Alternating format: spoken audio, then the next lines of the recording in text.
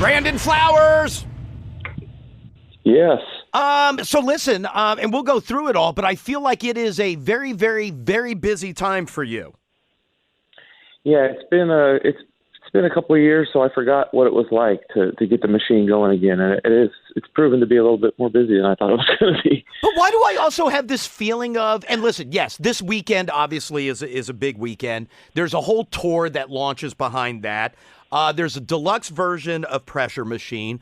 There's a new single. But why do I also feel like at the same time, you never stopped working? You were busy the entire time.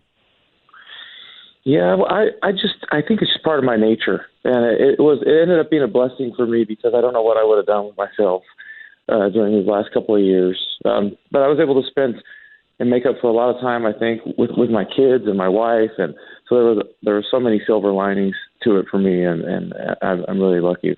But were you also at the point, because they couldn't do anything, were you also at the point where like, boy, I've always dreamed of this time. Boy, I wish they were busy though. So we sort of fell right into a routine. Yeah, I found there was, a side of the house where I have a keyboard or a piano, and it was, after breakfast I went there, and we definitely, made sure to convene at dinner time and go on walks and things like that. So we really were able to make it work. All right, so let's start with this weekend. I feel like when the announcement came out that the Killers were going to play the Strip, that it was going to be a big weekend of sold out shows, there was something very, I don't know, obviously there was something very natural about it. Like, well, of course the Killers are playing Vegas, but there was something big and something exciting. And it was almost one of those moments where you were like, yeah, everything will be like pretty wide open by then. It just seemed that the announcement came at the right time for an event that felt like it was at the right time. Yeah, everything was kind of touch and go, up until the point that we announced it, and we finally felt, comfortable, and that it wouldn't be shut down, and that the variants were starting to calm down, and this is this is always going to be our home, and it's such a fun place for us to play still, and we still feel that energy from the Strip and from Las Vegas, and so it's kind of a perfect place to kick things off. It doesn't it, and I don't know, Brandon, maybe being surrounded by it, maybe you don't feel this way, but at least from this side of the country, it feels like, yes, Vegas always has gambling. It's always had the Strip. There's always been shows. There's always been bars. But now throw in hockey, throw in football. The draft is on the way.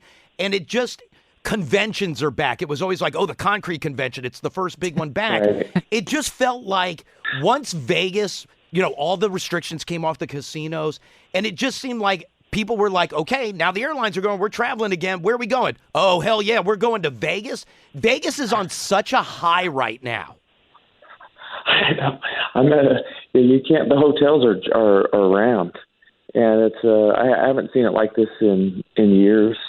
And so it's just great, for this place. That industry is also a part of our family. All of our fathers and mothers and aunts and uncles and cousins and people kind of, are bellmen and waitresses and valet parkers and engineers. And so it's just really good for the city right now. Are you one of those people, though, where the only time you venture to the Strip is obviously work? Or if you venture to the Strip, is it just you have friends from out of town or other bands that you're hanging out with? But other than that, you are not hanging out on the Strip. Well, you probably can't.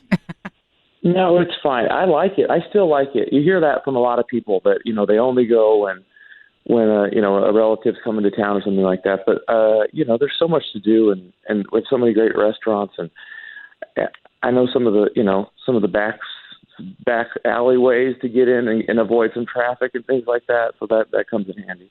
So has it been a busy week of rehearsals and getting ready for this weekend, or at this point is it not that you're not putting effort in, you understand that, but is it like we know what we're doing, we've had all this time, or I mean there is a tour that launches right behind this.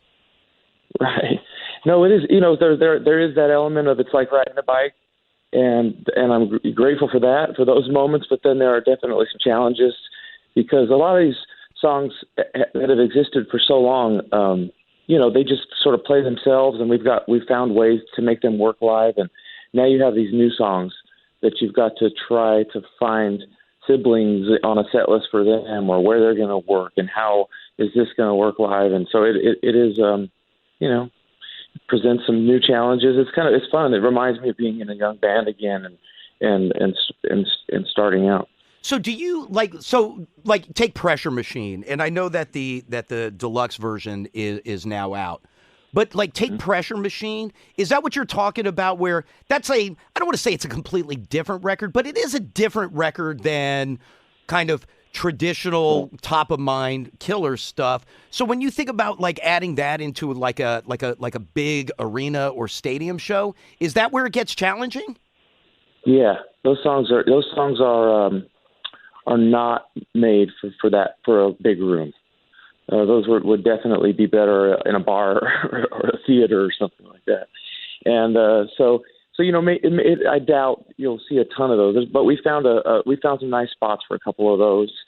But luckily, we had the album before, which Imploding the Mirage had some more tailor-made songs for the big rooms, and so those are starting to come together too. Hey, sticking with Pressure Machine, was it really nice to go back to Nephi and kind of get that? I read something somewhere, Brandon, where you were talking about how it just felt like a piece of you where there was still some history. You lived there for 6 years, but there was still some history. There was still some parts of you that you had to get out, and there had to, almost a little bit, there were even moments from when you were young that you were still grieving about that you didn't really realize you were until you were kind of by yourself and needed to go back and do that. Yeah, it was incredible. It was a revelation for me, because I didn't know that I had been walking around with these memories myself. I just sort of unlocked a room that I didn't know existed, and I was just it flooded out and fell onto my lap. This record. It was almost, they say you have your whole life to write your first record, and then there's all this pressure to make these other records. But I had that experience again where I'd been, everything had been Las Vegas, and I had sort of been neglecting this, my upbringing in this rural town in Utah. And so it just was a beautiful time, actually, that I cherish now. But I had been avoiding it, and it was amazing to write a record about that place and go back there. Was it uncomfortable going back in terms of, I'm sure it felt very comfortable for you, but was it uncomfortable going back of almost being seen as an outsider? Yeah, a little bit. I was only there for 6 years, but I wasn't surprised at how much I realize now how much it's impacted me and how much it's shaped me in the way that I am. And so it's become a tender place for me. And, I didn't shine it in the most, perfect light. I was able to make a record and be honest about the place. And I think that people will appreciate that about it. Did you go back to Taco Time? Yeah. I got a sister that lives about 2 blocks from Taco Time still in Nephi, so yeah. I looked it up. It's still open. Yeah. Hey, one more question about Nephi. When you went back, did you take the family with you, or was that like a work trip and Dad did that solo?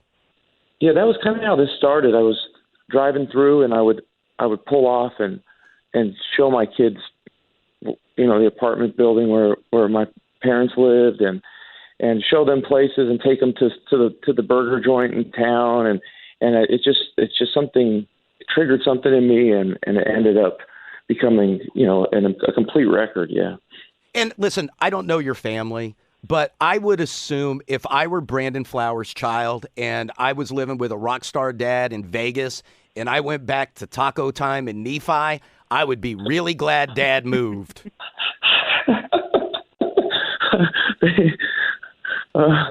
They haven't expressed it like that, but I think they are completely happy.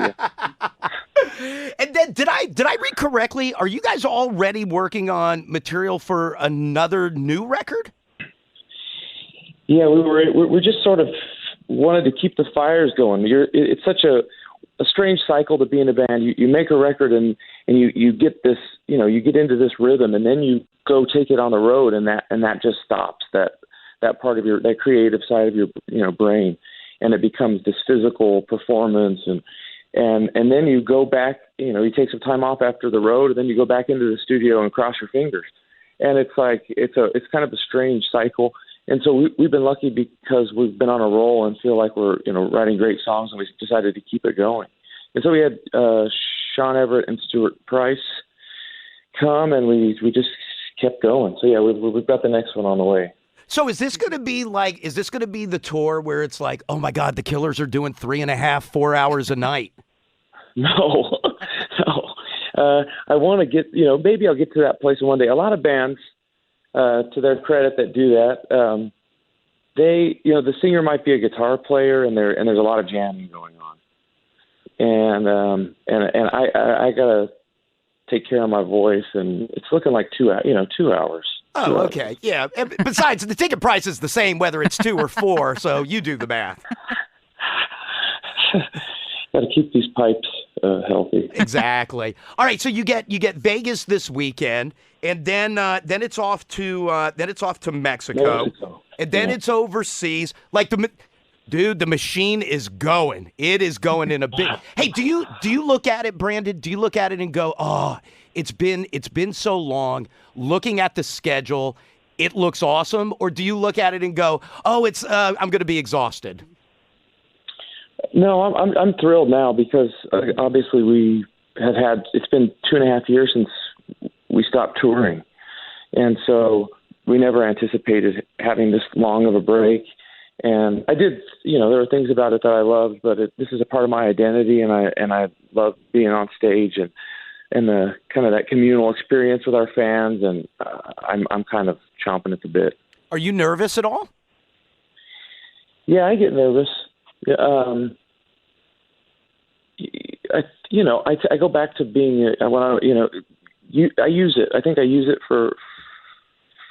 Usually, it doesn't get the better of me, and I'm able to turn it into something, and I think that's part of what makes us tick. So, if somebody were to say Brandon Flowers during the off time, are you just one of those people, Brandon? You can't sit still. Like idle hands for you are not good. Right. Yeah. I feel even days off. I plan my schedule and what I'm going to do, what time I get out of the gym, and what dinner and every, and it's still relaxing for me. But I never think I'm just going to wing it today. You know what? Good for you. My off day goes, I'm going to wake up. I'll have a cigarette. Okay, I'm done. I'll figure out the rest at that point. We all got our own. We're all on our own journey. Exactly. Hey, last thing, and then I know I got to let you jump. Do you whether it's in Vegas or running around, do you get into many sporting events? I don't know if you go to like a Golden Knights game or just if you're out traveling around. Do you get into many sporting events? Yeah, a little bit. We never anticipated we'd have sports in Las Vegas, and right. So I always tell about we sort of inherited teams. So I inherited the Steelers because my dad was born in Pennsylvania, and so that was what the town was sort of full of people like that. Or your cousin's from Denver, so you root for the Broncos, or and we had a great basketball team when I was a kid, and so we would follow where those players went.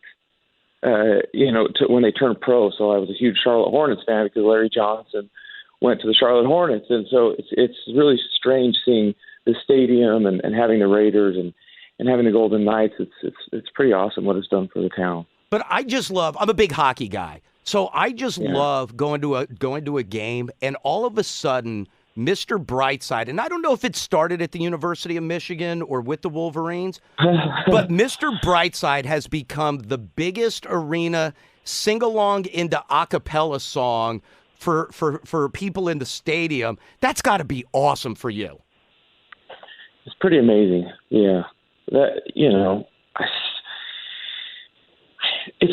I hear that the song's 20 years old, it's wild. It's kind of hard for me to wrap my head around. It's all happened so quickly, but also the life that song has taken on, and it's not, it's become more than just our song now. It's reaching places like that, and it's pretty incredible to be a part of.